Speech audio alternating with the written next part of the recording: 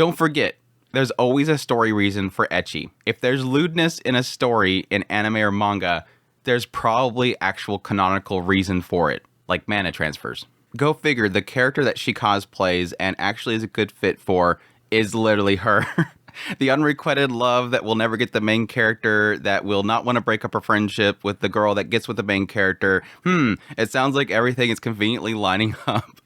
At least it turns it into a decent story bit. I mean, it's like one of those, everything's super convenient and everything is just so cliche, but it just kind of works. So you can't really complain. I did like this whole kind of realization that Mikari has in this episode. I think her realizing that she has always been trying to get Masamune's attention, but while never really giving much attention to what he actually likes, is sort of an interesting little story bit to have in a relationship. If you never really take note of the person themselves, what's the point in constantly pursuing them?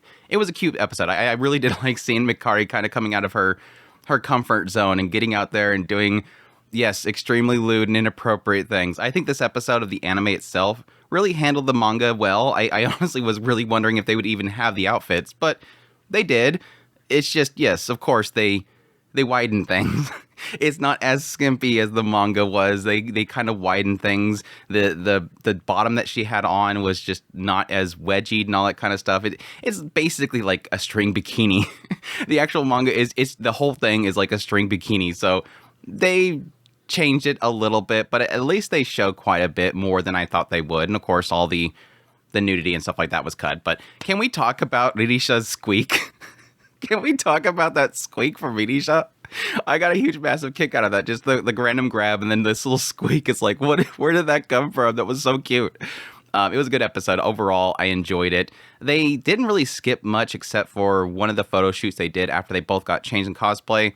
There was a brief shot with Ririsa and Mikari, and they had the pictures. You see the pictures. There was one that actually had the little popsicle. They cut that. But other than that, they pretty much covered everything. They do have a side chapter in here somewhere where Ririsa is at home and she's thinking of her senpai and her very old dog that seems like, it's like the perspective is the dog itself. And it's talking about how it's not going to stay around very longer.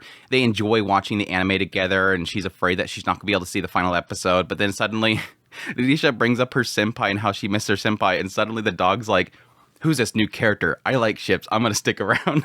So it's like this old bat dog, and she's like literally sticking around because she's excited about seeing who this senpai is. So maybe we'll see the dog eventually, or I don't know, maybe they'll somehow slip that in there. I doubt it because it doesn't seem very relevant to the story, except for, yeah, technically Nisha thinking about senpai while she's at home, which we're already getting a sense right now, especially with the end of this episode.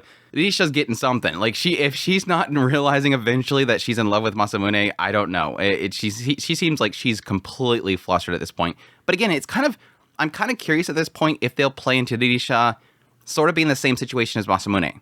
I'm wondering if it'll be kind of a reverse, because Masamune is never dressing up like Ashford, but at the same time, it does seem like, obviously, she's getting feelings for him. Now, I will admit that a lot of cases in the manga, it more portrays it as him playing as Ashford. And I don't think they're necessarily doing a good enough job of really making that distinction in the anime. I think I don't remember him actually saying that he was speaking as Ashford in the later part of this episode. I might have missed it.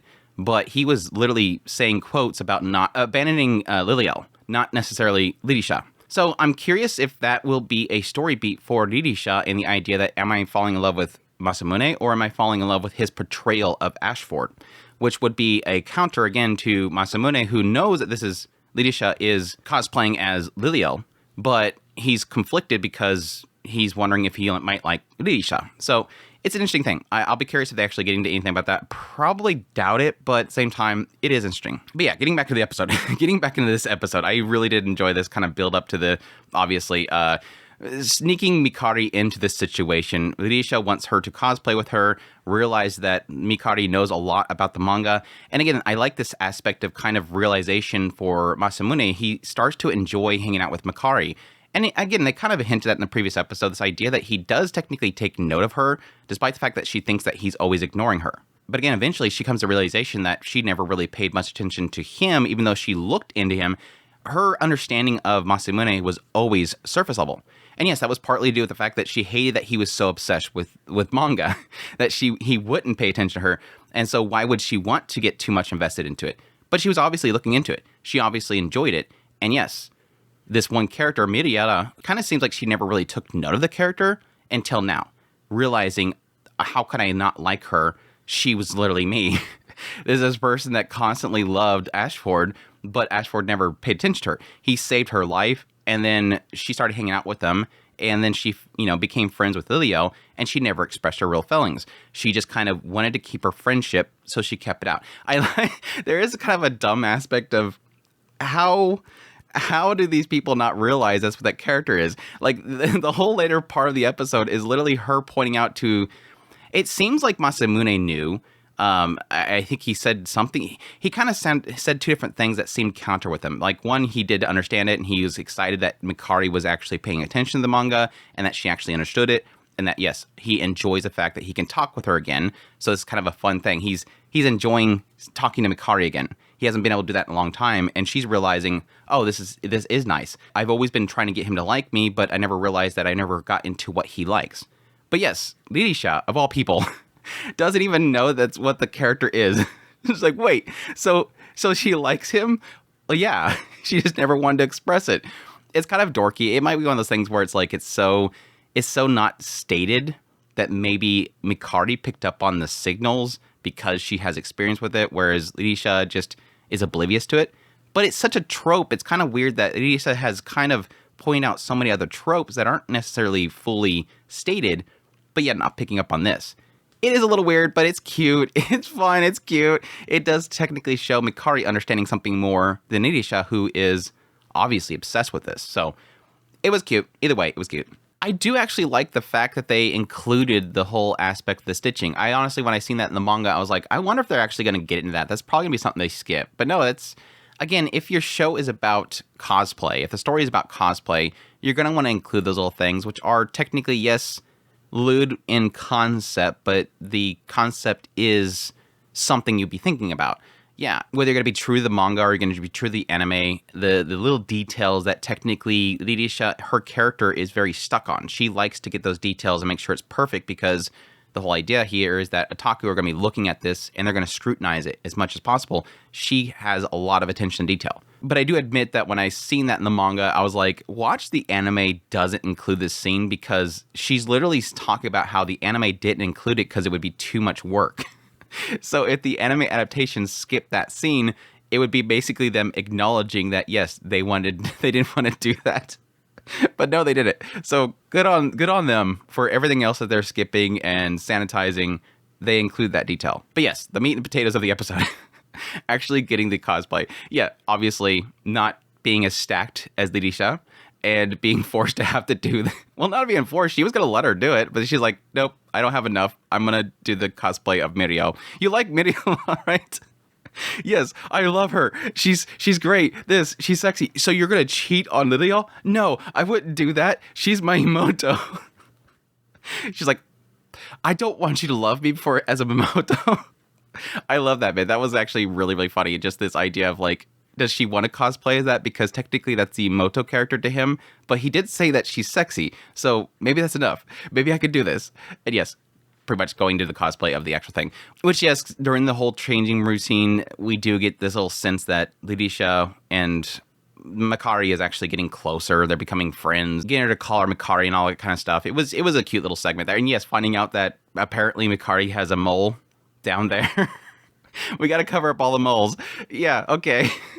Then eventually coming out there with the cosplay itself, which, yeah, I do like this because it's like Mikari finally getting everything that she wants, but at the same time, not necessarily getting everything she wants. It's kind of a cute little kind of contrast to Ririsa, where Ririsa is just doing it because she enjoys it and getting the attention of Masamune, whereas Mikari wants the attention, but wants it for herself, not the cosplay. So it's kind of like this counterbalancing that's happening where it took me 10 years to get him to say that, but it's not necessarily to her, it's to the cosplay. It's funny. It was great. And yes, her pretty much trying to steal her attention. And yes, you said you liked her butt, right? Okay, here, check out her butt. It's like, girl got massively bald out of nowhere. Well, let's be honest, the previous episode, she was literally completely naked and trying to get him to come to the bed with him. So it's not like this is a new thing for her, but it was funny. But yes, it's when they do the cosplay pictures. Masamune is going into Ashfort mode. Like, he literally goes into using his special technique is where he acts like the protagonist who's completely oblivious and has pure intentions. And so, and of course, yes, the manga is much more clear on what this is doing, is constantly showing his crotch and how he just can't take this whole scenario. But still, it did well enough in the idea that he's trying not to get turned on, but it's like impossible. Especially, again, when the first picture they take is literally the popsicle with the two of them licking it, which is, yes, obviously implying something there. But then, yes, going into mana transfers. No, it's healing. I'm sorry. It's not Fate Stay Night mana transfers, but it's basically mana transfers. And the idea they have to touch each other's chest because that's what they say. It has a meaning. I do like that. It's like this whole aspect of, yes, you obviously know what it's doing. Again, it's similar to Fate Stay Night. You obviously know what the mana transfer is doing. You know why they put that in the visual novel. Unfortunately, getting cut for the anime for obvious reasons, but yes, in the original visual novel, there is a mana transfer process for giving somebody mana, and it involves getting down and dirty.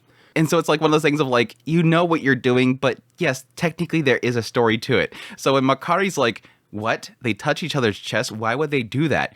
Oh, well, there's actually a story reason. And literally, Ririsa just pops up out of nowhere and just goes to this whole like tirade on exactly the story purposes of it. Because it's I'm sorry, they're the life givers, the holy tissue that bequeaths life energy to newborns.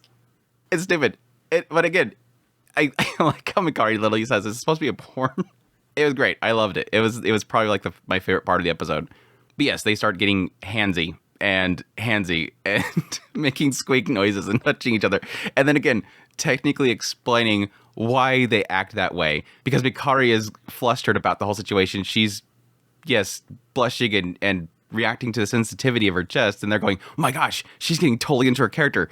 But again, there's a story reason for it. I like Masamune's in the background literally going, there's a story reason for it. There's a story reason for it. It was good. I did like this whole segment. Even though, again, I could probably make arguments that I feel like it should just embrace its ecchi. And again, this is kind of one of those moments where it's like that conflict with the adaptation, not just going full ecchi. Just embrace what you're doing here. You obviously know what you're doing here. Just embrace it. Again, I understand the argument that they wanted to tone it down for later on, but this is what you are. Just get into it. I mean, that's like the gushing over magical girl thing. It's like they went with it, and that's why it was so popular. They didn't hold anything back. You know what you're doing. Go whole hog. But yes, and of course, their outfits get stuck, and they have to undo them. It was kind of cute that Mikari didn't want the cosplays to get damaged. She's like, I don't want him to touch her, but at the same time, I don't really want this stuff to get damaged. This is something that's kind of brought joy to her. It allowed Masamune to finally acknowledge her. Sort of. She doesn't want to see them damaged. She's enjoying her time with Ilio and all that kind of stuff. It was cute. And yes, wrapping up the episode with putting together Cosrom and hiding away in the middle of the night, naughty kids, and having to edit 500 pictures. There is a way to mass edit them, but yes, if you want to do a proper job, which she wants to properly do, you're going to have to do one at a time. So good luck with that one, girl. I've done pretty medium level editing of stuff like that, and it takes a long time to get the coloring right and everything like that, so good luck. Anyways, that's my thoughts on the episode. The Doki Dokis are getting more and more heavy. It does make me think with how fast they're trying to progress Ririsha's flusteredness around him. It does sort of make me wonder if this is going to be something they're going to get into rather quickly. I mean, I doubt it, because as rom-coms are, they have to drag this stuff out as long as possible, but it does seem like they're progressing Ririsha's character a lot faster than I thought. But it could be one of those things where it doesn't really go anywhere just because she doesn't understand love. He understands what it is, but he wants to deny it, whereas she doesn't know what it is, but she feels it.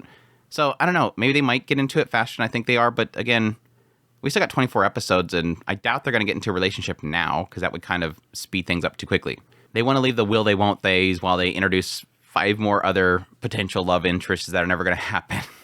Anyhow, that's my thoughts on the episode. I hope you guys enjoyed this video. As always, if you hit that like button down below, comment, let me know what's the episode. Additionally, if you're new to the channel, make sure that subscribe button to get my content. I use reviews, first impressions, top list. If it's anime, it's pretty much here. Additionally, if you like this content and you want to support the channel more, I have links in the description below. Thank you, everybody that does, and y'all take care.